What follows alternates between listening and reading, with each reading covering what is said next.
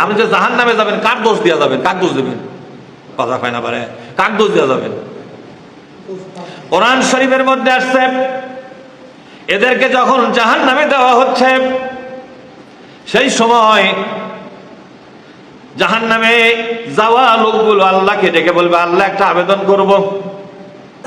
আবেদন আগে শোনো, তারপরে লাগতে হবে। আল্লাহ তো লাগতে না, ফেরেশতা লাগতেছে। আল্লাহ তো লাগতে না, লোকের অভাব আছে।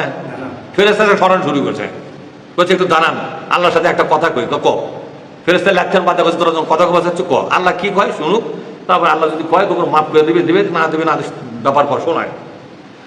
রব্বানা বলেন, রব্বানা ইন্না আতা'না সাদাতানা ওয়া কুবারানা ফাআদাল্লুনা সাবিলা।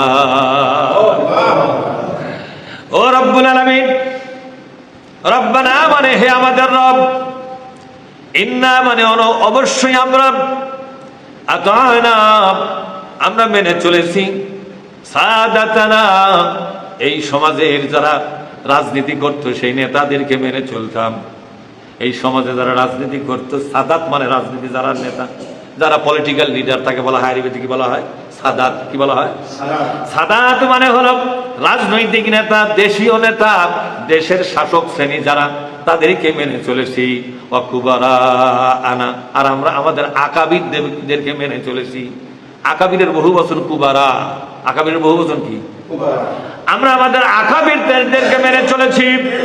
কিন্তু আজ আমরা কিয়ামতের ময়দানে হারে হারে বুঝতে পেরেছি আমরা ভুল পথে ছিলাম। কোথায় ছিলাম?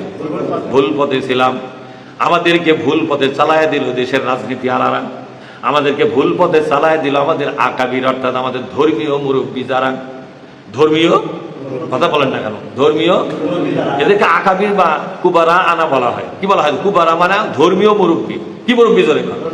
এই ধর্মীয় মুরব্বীদেরকে আমরা মেনে চলেছি গো প্রভু। এরাই আমাদেরকে তোমার কোরআনের আসল আন্দোলন করতে দেয়নি।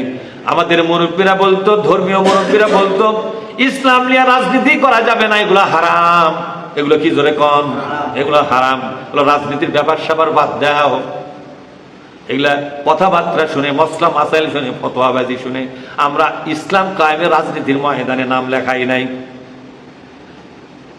এরপরে দেশের যারা রাজনীতি করে খাচ্ছে, রাষ্ট্র শাসন যারা করেছে, গ্রামে গঞ্জে শহরে বন্দরে যে সমস্ত নেতারা ছিল, তাদের ধাক্কা ধাক্কি খায় আমরা ভয় পাওয়া গেছি। যার কারণে তোমার কোরআন কায়েমের আন্দোলন আমরা পছন্দ করিনি, বরং সেখান থেকে আমরা সরে চলে গেছি।